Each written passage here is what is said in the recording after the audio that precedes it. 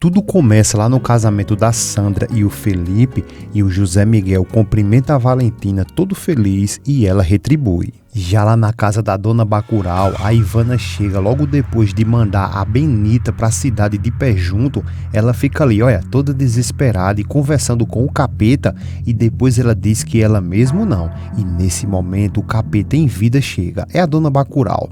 Ela toca na Ivana, que se assusta, e a dona Bacurau pergunta o que ela está falando. A Ivana, por sua vez, não consegue falar e a dona Bacurau pergunta o que ela tem e se ela está se sentindo mal. A Ivana não responde e a Bacurau diz que ela chegou ali toda se tremendo, está pálida e toda suada. A Ivana, por sua vez, cede à pressão e diz que na verdade ela não está se sentindo bem não, e inventa que ela só está assim por causa da gravidez dela e que ela está enjoada e com falta de ar, mas que isso é normal para uma mulher que está esperando um filho, e pergunta à dona Bacurau se uma mulher grávida não sente enjoo. A dona Bacurau diz que sim, mas que está com a impressão que ela está mais do que enjoada. A Ivana fica toda assustada, se levanta e diz que isso logo vai passar. E a dona Bacurau pergunta de onde foi que ela veio e se ela foi visitar a mãe dela. A Ivana fica toda confusa e pergunta: a minha mãe? Por que você está dizendo isso? A dona Bacurau diz que é porque a Teresa disse que ela tinha saído, que assim ela deduziu que ela tinha saído para ver ela. A Ivana diz que não e na mesma hora diz que sim, e toda enrolada e confusa ela se senta e diz que sim. Ela até pensou em ir visitar a mãe, mas que ela começou a se sentir mal e decidiu ir até o povoado para ir falar com o Felipe. A Bacurau diz que já tinha comentado com ela que nesse mesmo dia ele iria se casar com a Sandra. A Ivana diz que ela tem razão, é porque ela acabou esquecendo e que é claro que por isso o centro de saúde estava fechado e então ela acabou voltando. Depois ela pede desculpa porque está muito enjoada e que talvez se ela se deitar um pouco ela melhore desse mal-estar que ela está sentindo. Depois ela deixa a dona Bacurau ali, olha, toda intrigada com essa conversa mal contada.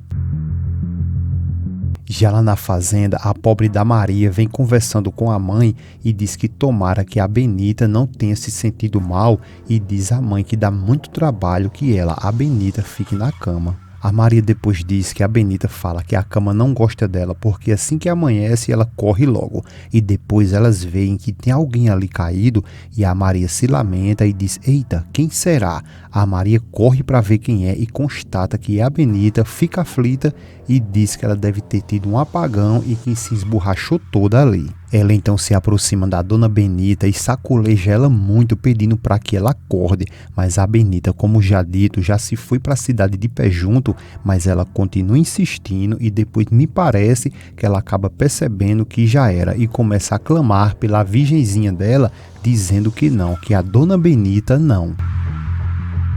Já a Ivana está muito amargurada e desesperada sem saber o que fazer, e ela pede tranquilidade a ela mesma e diz que tudo vai terminar bem e que ela fique tranquila porque ninguém viu, mas vale lembrar que o Rodrigo viu toda a cena assim, mas ela continua falando que ninguém viu e que assim não vão poder culpar ela, ninguém.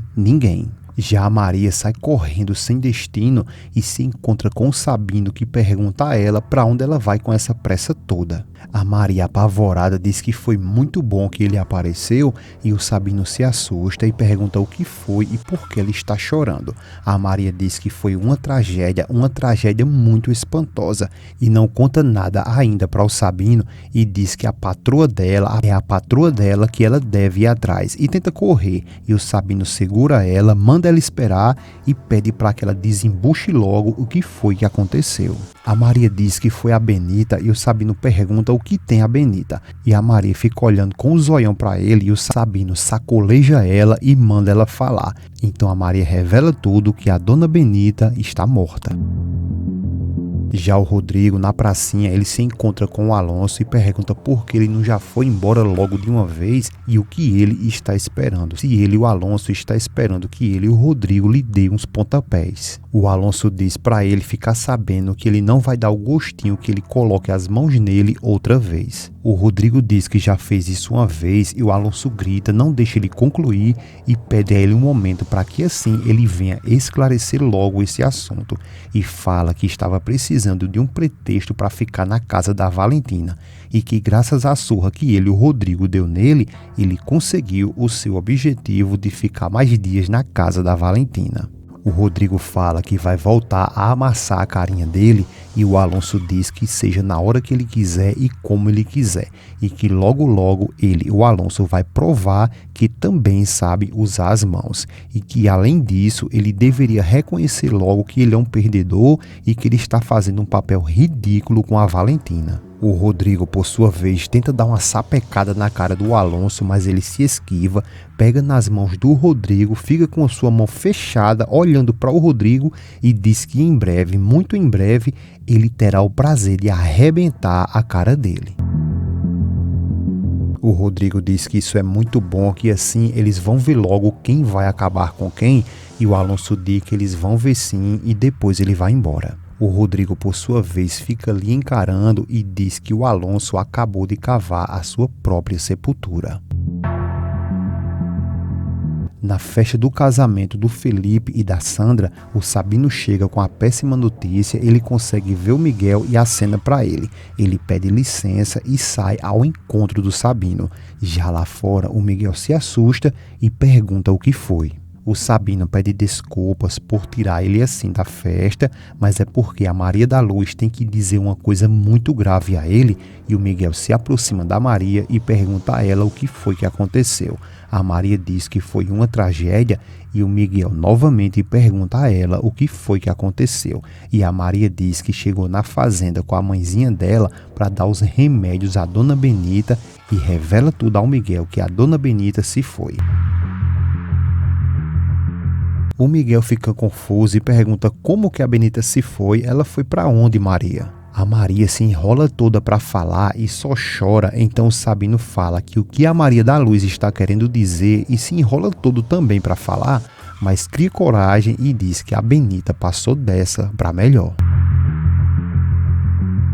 O Miguel, por sua vez, fica chocado e sem saber como contar isso para Valentina. E nesse momento o Dr. Ernesto chega e ela, a Maria, conta tudo, que quando chegou para dar o remédio à Dona Benita, ela já estava lá caída com a cabeça rachada e cheia de sangue. O Dr. Ernesto também fica muito apavorado e diz que isso é uma grande barbaridade e o Miguel diz que eles têm que tratar esse assunto com muita delicadeza. O Dr. Ernesto diz que ele tem toda razão e que isso será um golpe tremendo para a Valentina e a Dona Isabel.